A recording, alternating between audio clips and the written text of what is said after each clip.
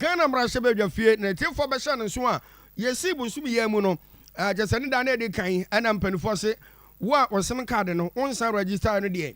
What they acquire uncle, it is a Sister Bagusi and so on the Stobon Academy. My fra, oh, yeah, Mukra, corner Santa Baba boy said, Bangay. Hey, not just one would was here, Ayo.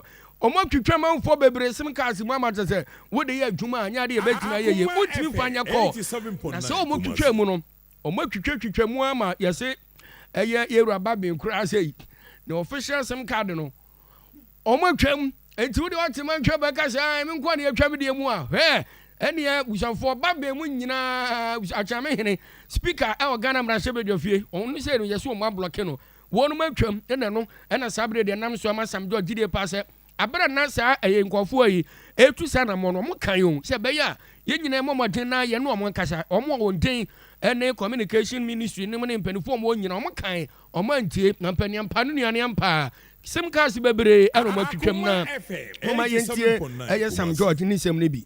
We should have had this briefing today if possible, because we are talking about over 8 million SIM cards that have been disconnected, including even the SIM card of the Speaker of Parliament, not the Deputy, but the Speaker of Parliament himself. His official SIM card was disconnected, even though it was registered in the name of Parliament of Ghana. We have judges, we have lawyers, we have doctors, MPs whose SIM cards were disconnected. Even me, my SIM card was disconnected. Our SIM cards were disconnected. But I'm the honorable member of Parliament for the Akoma, elected member. And the elected parliamentary candidate for the NDC again. And the leader of the Stubborn Academy. And the leader of the Stubborn Academy. The dean of Stubborn Academy. Mr. Speaker, no. The Stubborn Academy is insisting that the National Identification Authority must provide us Ghana cards. Because, Mr. Speaker, it is important that the minister briefs this house, even if possible today, because people's livelihoods have been affected, and people's more money they use for their transactions has been stuck. You understand me? On their cards. And Mr. Speaker, it is important that this house takes into consideration that the National Identification Authority has failed to issue any Ghanaian citizen a Ghana card in any district NIA office since December 2022.